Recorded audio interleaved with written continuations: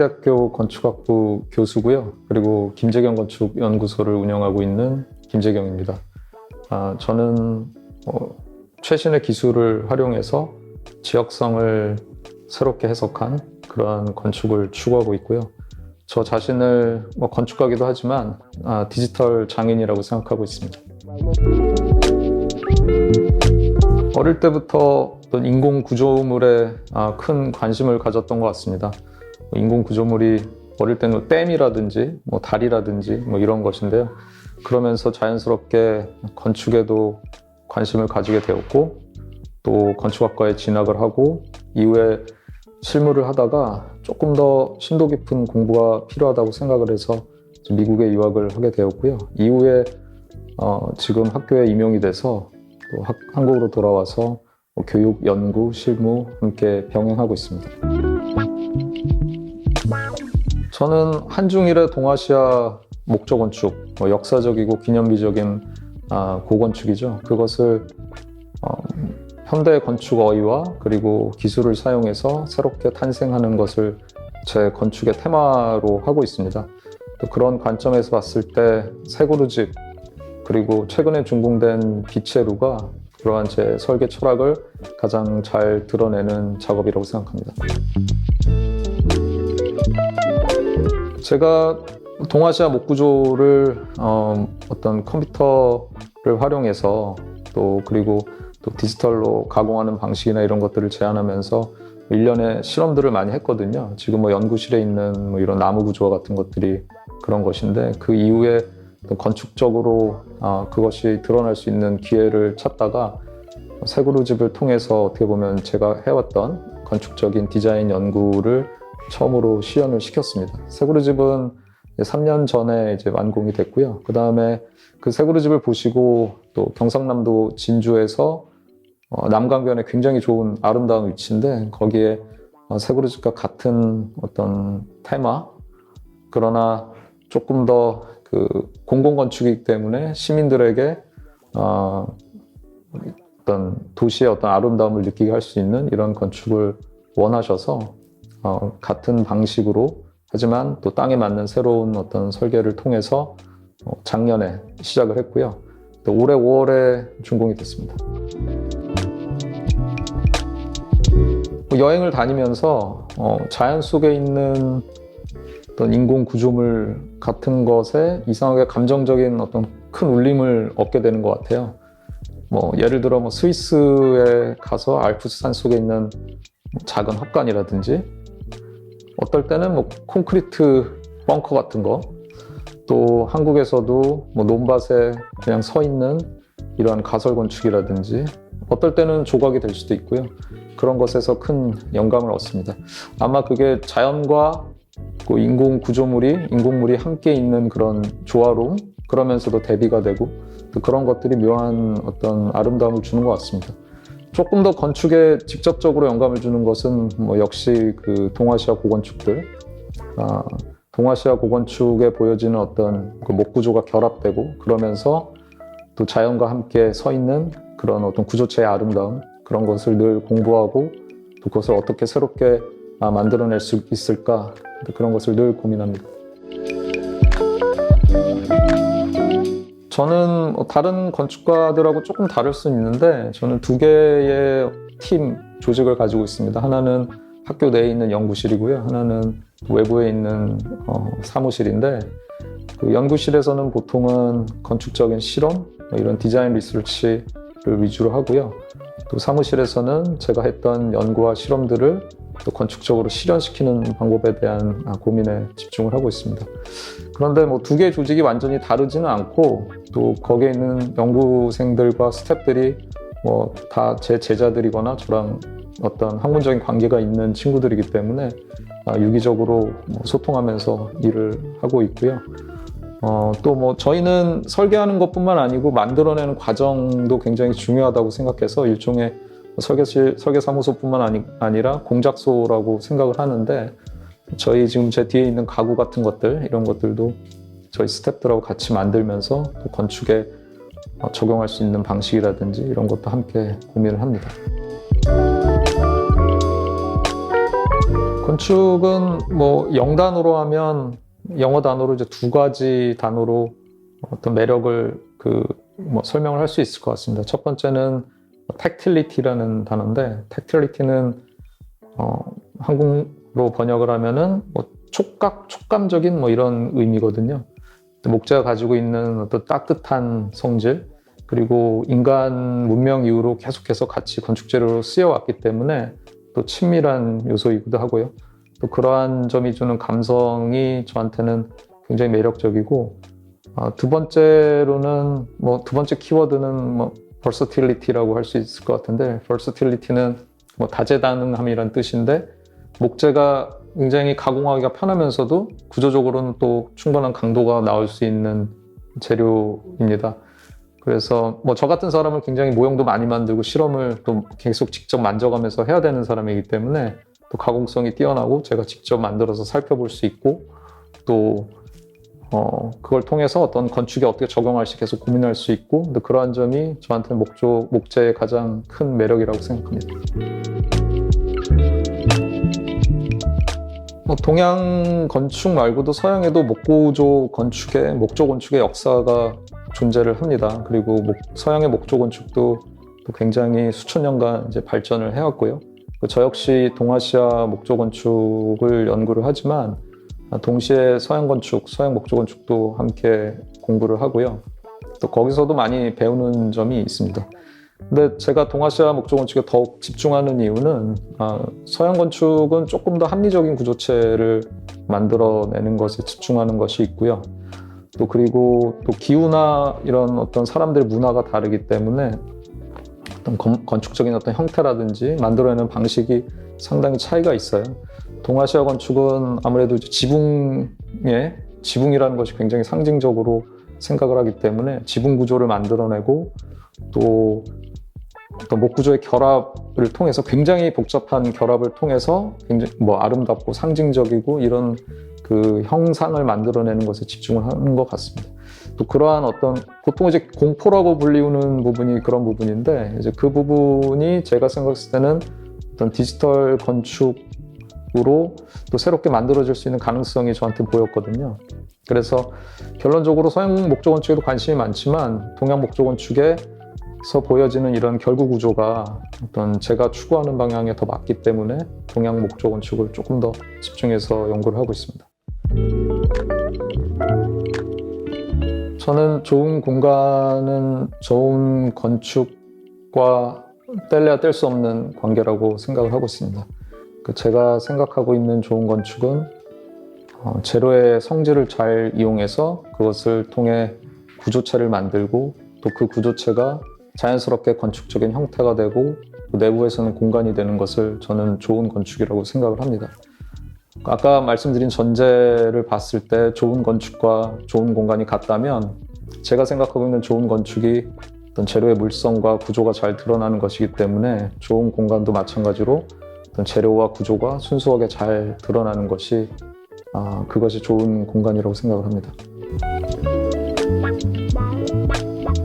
건축 스타일이 건축적인 어떤 역사적인 측면으로 봤을 때는 건축의 어떤 특정 시기에 있는 경향을 의미를 하는 경우가 많아요. 또 그게 어떻게 보면 유행으로도 읽혀질 수도 있고, 저는 건축적인 유행보다는 조금 더 시간을 초월한 가치를 가지고 있는 건축이 더 흥미로운 것 같습니다. 그래서 요즘에 어떤 스타일에는 크게 관심은 없고요. 제가 어떤 동서양 문화권에서의 역사적이고 기념비적인 그런 건축을 공부를 하고 있고 좋아하는 이유도 어떤 그러한 건축들이 시간을 초월한 가치를 가지고 있기 때문인 것 같습니다. 또 때로는 어떤 특정 지역에서 지역성을 잘 드러내는 토속 건축도 또 저한테는 굉장히 좋은 영감을 주는 원천인 것 같아요. 예를 들어 덴마크에 갔을 때 덴마크의 토속 건축 중에 갈대를 사용해서 만들어진 지붕, 그것이 한국에도 있고 일본에도 비슷하게 있거든요. 완전히 다른 지역이고 두 문화가 분명히 뭔가 공감이 있지는 않았을 텐데 같은 재료를 쓰는 것이 굉장히 흥미로웠습니다. 뭐 건축으로 제가 예를 들면은 건축이 한 20년 전, 30년 전까지는 뭐 스타 건축가 라는 단어가 있었죠. 그 스타 건축가가 만들어낸 건축이 전 세계적으로 굉장히 넓게 그냥 사용될 수 있는 건축 어휘를 가진 그런 건물, 건축을 설계하는 분들을 보통 의미를 하는데, 그때는 뭐 세계화의 시대고 조금 더 어떤 지역성보다는 좀 범세계적인 어떤 이런 가치가 더 중요했던 시기였기 때문에 건축도 그러한 경향을 따라가는 것 같습니다. 그런데 요즘은 뭐 일례로 이제 프리츠커 상을 받는 건축가들을 보면 지역성이나 이런 것들을 굉장히 잘 드러내는 건축가들이 상을 받는 경우가 요즘은 굉장히 흔하거든요. 근데 그분들이 또 그렇다고 해서 그 지역에 살고 계신 분들은 아니에요. 그 지역의 출신이긴 하지만 뭐 일은 유럽에서 한다든지 뭐 미국에서 한다든지 이제 그런 분들인데, 또 그런 분들이 그 예가 될 수 있을 것 같습니다. 그러니까 지역성을 재해석을 한다는 것은 어떻게 보면 그 건축가의 개성이라든지 그 사람의 어떤 그 사람만의 특성을 보여주는 설계적인 전략이 될 수 있을 것 같아요. 그래서 저도 사실은 한국 건축가 중에 그런 한국만의 어떤 지역성이라든지 이런 것들을 직접적으로 잘 드러내는 건축가는 많지 않다고 생각을 하거든요. 그래서 제가 동아시아 목조건축이나 한국의 어떤 목조건축에 관심을 가지고 있는 이유도 또 우리가 어떻게 보면 놓쳤던 그런 부분들을 또 새로운 어떤 방식을 통해서 색다르게 보여줄 수 있는 어떤 가능성이 있다고 생각을 하기 때문에 제가 가지고 있는 설계 철학이 지역성과 굉장히 밀접한 관계를 가지고 있고요. 또 그것이 어떤 보편적으로 받아들여질 수 있는 어떤 기술을 통해서 구현이 됐을 때 또 지역성 자체가 또 다른 문화나 또 범세계적으로도 받아들여질 수 있을 것 같다고 생각을 하고 있습니다. 그래서 일종의 어떤 하이브리드 건축이죠. 지역성과 또 뭐 어떤 글로벌라이제이션 그런 어떤 그 기류 속에서도 둘 다 충족시킬 수 있는 그런 방식을 찾아가고 있는 중입니다. 보통은 건축이 있고 건축이 만들어진 이제 공간 안에 가구를 배치를 하는 경우가 일반적이죠. 일반론적으로는 이제 그런 순서를 따르는데 프리츠 한센 파빌리온은 프리츠 한센이라는 어떤 가구 브랜드가 존재를 하고 또 파빌리온은 어떻게 보면 그 브랜드의 어떤 분위기나 이런 걸 맞춰서 이제 들어가야 되는 것이니까 사실은 일반적이지 않을 것이고 또 쉽지는 않았을 것 같아요. 설계하는 방식이. 그런 점이 굉장히 뭐 흥미롭게 그 파빌리온을 바라보게 하는 어떤 동기가 됐던 것 같습니다.